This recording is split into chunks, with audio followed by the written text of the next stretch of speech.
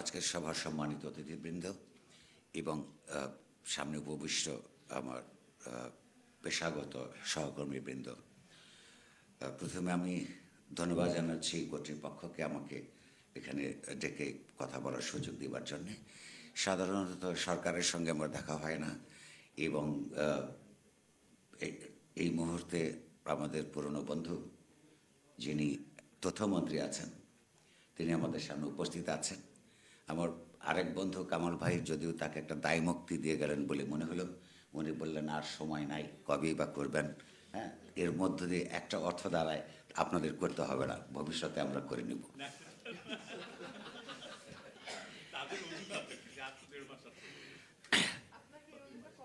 আমি আমি দুটো খবর আপনাদেরকে দিয়ে রাখি।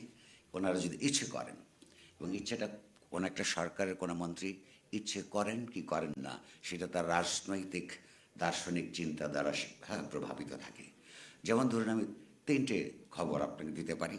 এক নম্বর হচ্ছে যে আপনারা জানেন সাংবাদিকতা গণতন্ত্রের মতোই আসলে এক্সপেন্সিভ। সর্বশেষ 2013 সালে সাংবাদিকদের অফিসিয়ালি বেতন বেড়েছে। প্রিন্ট মিডিয়ার জন্য যে ওয়েজ বোর্ড আছে, অ্যাওয়ার্ড তৈরি করার কথা সর্বশেষ 2013 সালে হয়েছিল, ওই বেতনেই অফিসিয়ালি আছে। সেইটা তারা ব্যবস্থা করতে পারেন, বডি গঠন, অন্তত বোর্ডটা গঠন করতে পারেন। বিজ্ঞাপনের একটা রেট কার্ড তৈরি আছে ওনার মন্ত্রণালয়ে, নতুন এসছেন, খোঁজ নিলে সেক্রেটারি সাহেবকে জিজ্ঞেস করলে পেয়ে যাবেন। প্রস্তুত হয়ে আছে। উনি ইচ্ছে করলেই সেই 2013 সালের যে রেট কার্ড ছিল বিজ্ঞাপনের, সেইটা উনি ইচ্ছে করলে আগামীকালই পারেন। একটা সম্প্রচার নীতিমালা, ওটা ড্রাফট প্রস্তুত আছে বেশ কিছুদিন আগে।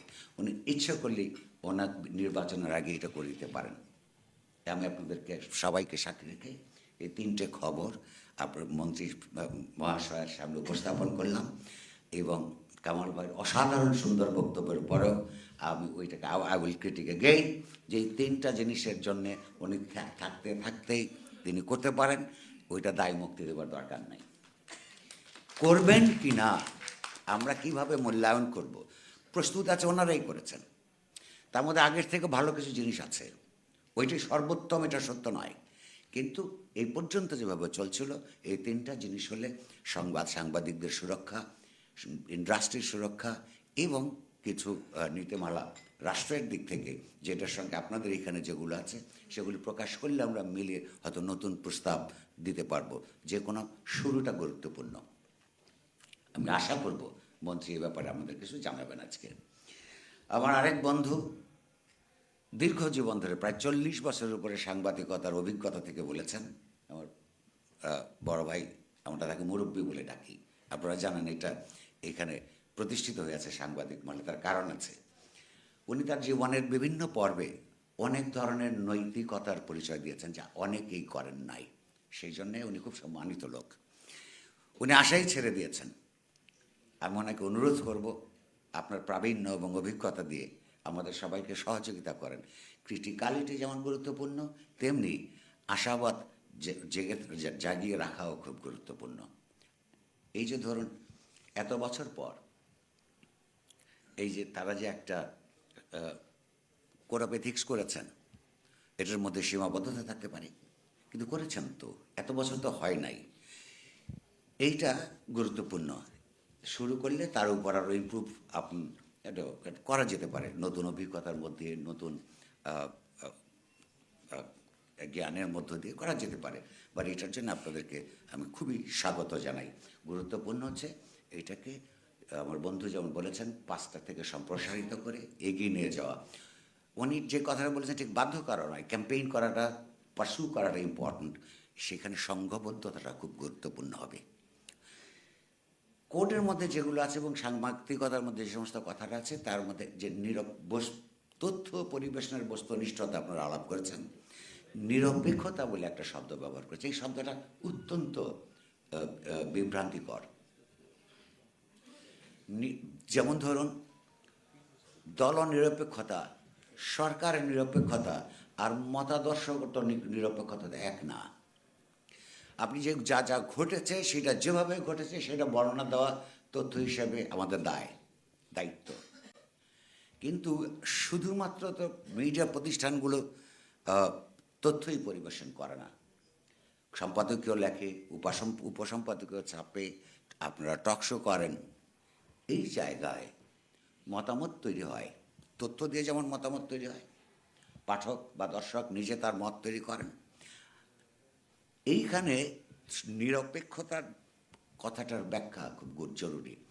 বাংলাদেশের মতো পরিপ্রেক্ষিতে বা পৃথিবীর যে কোনো দেশে তার সাংবাদিকতার কোড অফ এথিক্স কী হবে, তার মোরাল অবলিগেশনস কী হবে, তার নিজস্ব ঐতিহাসিকতা দিয়েও নির্ধারিত হয়। সেটা একমাত্র নয়, বলে একটা গুরুত্বপূর্ণ উপাদান। আজকে বাংলাদেশে যে অবস্থায় আসছে, আপনি কাকে প্ল্যাটফর্ম দিবেন? যেমন আমার বন্ধু গুরুত্বপূর্ণ একটা কথা বলেছেন কামাল, যে বলে দিলেন বা যারাই বলল, যদি সবাই বলে থাকে আমরা সবাই ভুল করেছি, যে বিক্ষুব্ধ জনতা পরিষ্কারভাবে আমরা জানি স্টারকে, প্রথম আলোকে,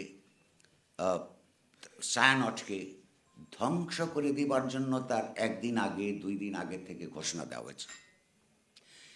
কারা ঘোষণা দিয়েছেন এই দেশের সমস্ত মানুষ জানে, সরকারও জানে।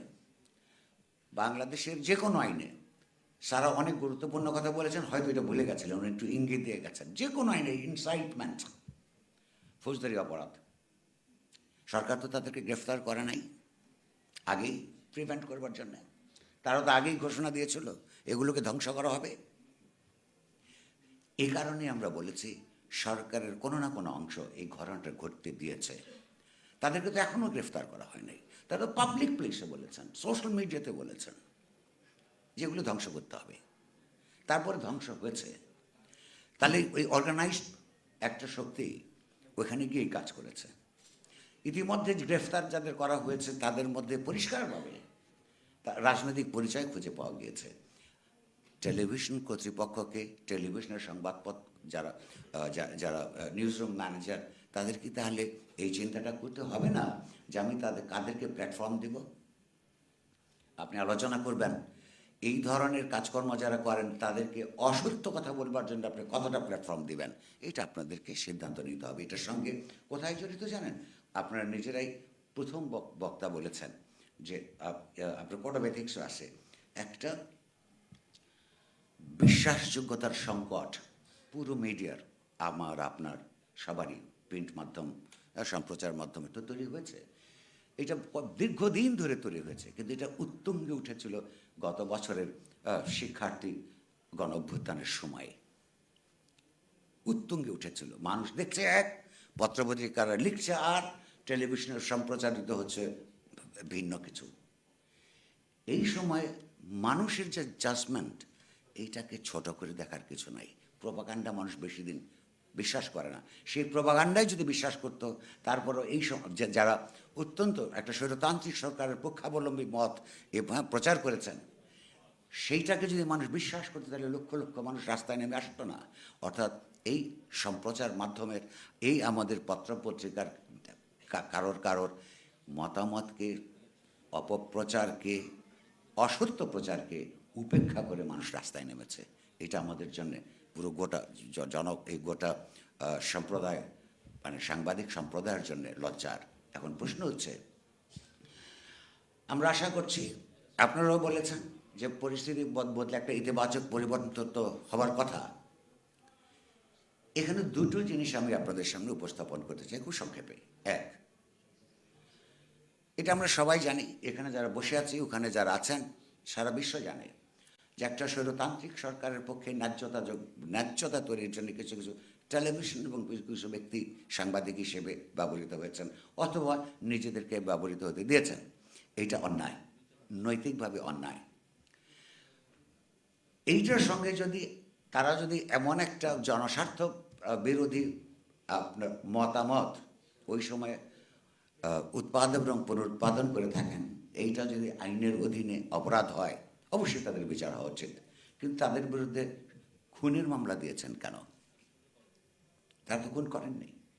সরকারও দাবি করেনি যারা কোনো হত্যাযজ্ঞের সঙ্গে জড়িত এইরকম কোনো খুনের অপরাধী তারা।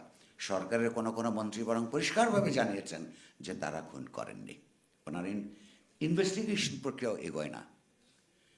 তো সরকার যে ন্যায্যতার কথা বলছেন বা তাদের কাছে যে আমরা আশা করব কোন ভিত্তিতে, আপনি জানেন, আমি জানি, সরকার জানে, সারা দুনিয়া জানে যে তাদের কিছু নৈতিক রাজনৈতিক অপরাধ তারা করেছেন, আমিও মনে করি। মোসাহেবি করা, সুযোগ সুবিধা নেওয়া অবশ্যই অপরাধ, কিন্তু সেটা খুনের অপরাধ নয়। আর যদি সেটা খুনের সমান অপরাধ হয় তার জন্য আপনি আইন বানান, যতক্ষণ পর্যন্ত আপনার সেটা নাই তাদেরকে খুনের মামলায় আটকে রাখার রাষ্ট্রের কোনো অধিকার নাই। এটা যেমন সত্য, একই সঙ্গে যে বিশ্বাসযোগ্যতা নতুন করে তৈরি করবার আমরা চেষ্টা করছি আপনারা আমরা, সেখানে কিছু কিন্তু কর্তৃপক্ষীয় দায় আছে। যেই সমস্ত পত্রপত্রিকার কর্তৃপক্ষ কিংবা সম্প্রচার মাধ্যমগুলির কর্তৃপক্ষ তখন এই কাজটা করেছেন, তাদের কিন্তু আমাদের মানুষের সামনে ক্ষমা চাওয়া উচিত। এটা কর্তৃপক্ষীয় দায় মেটাবার জন্যে। হ্যাঁ, কেবলমাত্র তার হাতে একটা মিডিয়া আউটলেট আছে, সে কারণে যে আমি তখন ওইটা করেছি এখন ঠিক করছি না, নট ইনাফ। আপনারা আমরা রাজনৈতিক দলগুলির কাছে ক্ষমা প্রার্থনা চাই না, তাহলে ওয়াই নট আস? আমরা জামাত ইসলামকে বারবার বলি যে আপনার স্বাধীনতা যুদ্ধের অপরাধের জন্য আপনারা ক্ষমা চান পরিষ্কার করে, বলি তো এখানে হয়তো ম্যাক্সিমামই বলে। তাহলে আমি যদি অপরাধ করে থাকি আমার ক্ষেত্রে অন্য কোনো পরিপ্রেক্ষিতে, তাহলে এই টেলিভিশন কর্তৃপক্ষগুলোকে মানুষের সামনে বিশ্বাসযোগ্যতা অর্জনের জন্য কর্তৃপক্ষকে কি ক্ষমা চাইতে হবে না? ক্ষমা যদি চাইতে না পারে, তাহলে ব্যক্তি যাদেরকে আটক করেছেন, তাহলে এই কর্তৃপক্ষকেও আটক করবার দরকার আছে। সরকারকে সিদ্ধান্ত গ্রহণ করতে হবে ওই যাদের ব্যক্তিকে, যারা খুন করেনি অথচ খুনের ওই তাদের বক্তৃতার জন্য তখনকার আপনারা আটক করে আছেন, হয় তাদেরকে মুক্তি দিন, অথবা তাদেরও যারা অপরাপর কর্তৃপক্ষ ছিল তাদের বিরুদ্ধে অবস্থান আপনারা একটা শাস্তি ব্যবস্থা করুন। আমাদের দিক থেকে কর্তব্য হচ্ছে কর্তৃপক্ষীয় অপরাধটা স্বীকার করবার প্রকাশ্যে, এবং মানুষকে বলা যে আমরা ভুল করেছি, এই ধরনের ভুল, অন্যায় স্বীকার করতে, অন্যায় না বললেও আর করবো না। এটা যদি করে তাহলে এই মিডিয়া প্রতিষ্ঠানগুলোর আবার এক ধরনের গ্রহণযোগ্যতা তৈরি হবে। ঐতিহাসিকতার প্রসঙ্গে ওই যে নিরপেক্ষতার শব্দটার ব্যাপারে আমি একটু আলাপ করে আজকের কথা শেষ করব। ট্রিকি ওয়ার্ড নিরপেক্ষতা। আগে একটা উদাহরণ দিয়েছি, আপনি কাকে প্ল্যাটফর্ম দেবেন? বাংলাদেশের স্বাধীনতা সংগ্রামকে অস্বীকার করে এই দেশে থাকবার, বিকশিত হবার, এই দেশকে উন্নত করবার যত বক্তব্য, ওই সব বিভ্রান্তিকর।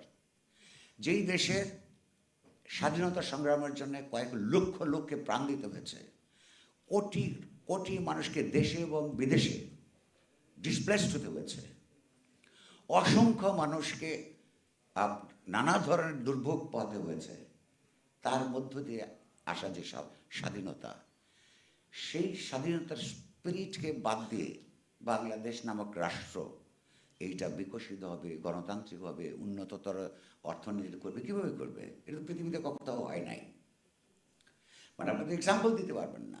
এবং সেই যুদ্ধে আপনি এই যে নিরপেক্ষতা, আবার বলছে কার, ওখানে তো পক্ষপাতের ব্যাপার আছে দুইভাবে। এইটাকে যারা অস্বীকার করে তার বিপক্ষে আপনাকে দাঁড়াতে হবে। এখানে নিরপেক্ষতার কোনো ঐতিহাসিকতার পরিপ্রেক্ষিতে এটার কোনো সুযোগ নাই।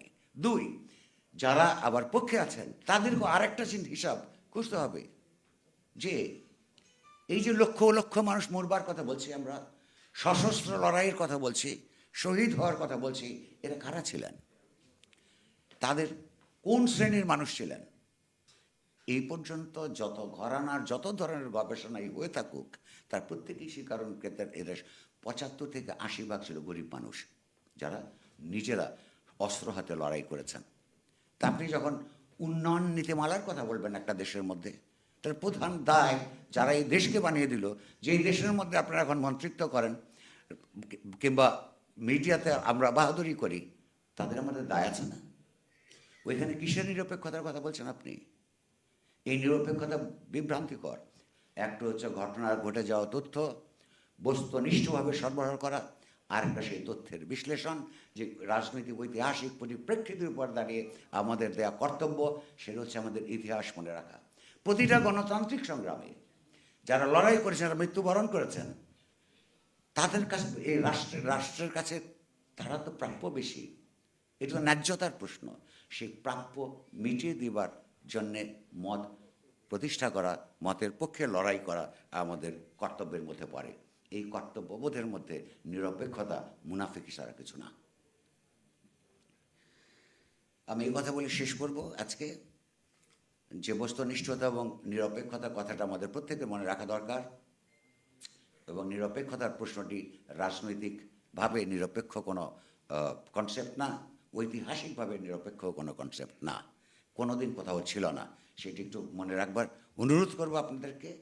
আর শেষ কথা, আমার এই বন্ধুকে বলবো, হতাশ হবেন না, এটাই অগ্রগতি, এটাই অগ্রগতি। একটা সময়ের পরিপ্রেক্ষিতে বহুদিন আগের থেকে এটা চিন্তা করলেও এই সময়টার মধ্য দিয়ে যে বাংলাদেশ একটা সংকটকালের মধ্যে যাচ্ছে, মিডিয়া এবং অপরাপর রাষ্ট্রীয় প্রতিষ্ঠানগুলো, বেসরকারি প্রতিষ্ঠানগুলো যে আস্থার সংকটে পড়েছে, সেই সংকট থেকে বেরিয়ে আসবার উদ্যোগ হিসেবে যদি আমরা এটা দেখি, প্রাথমিক উদ্যোগ, আমরা তাকে স্বাগত জানাই। ভবিষ্যতে আরও সামনে সবাই মিলে আমরা এগুলিকে আরও এগিয়ে নিতে পারব। আর আবারও আমি সম্মানিত মন্ত্রী মহোদয়কে বলবো, 3টে জিনিস আপনার হাতের কাছে রেডি আছে, আপনি ইচ্ছে করলেই পারবেন এই সময়ে, নির্বাচনের আগেই। যদি না করেন, আমরা ধরে নিব রাজনৈতিকভাবে, মতাদর্শগতভাবে আপনারা এই সংস্কারের বিরুদ্ধে অবস্থান গ্রহণ করেছেন। অনুরোধ করব, ইতিহাসের বিপক্ষে দাঁড়াবেন না। ধন্যবাদ।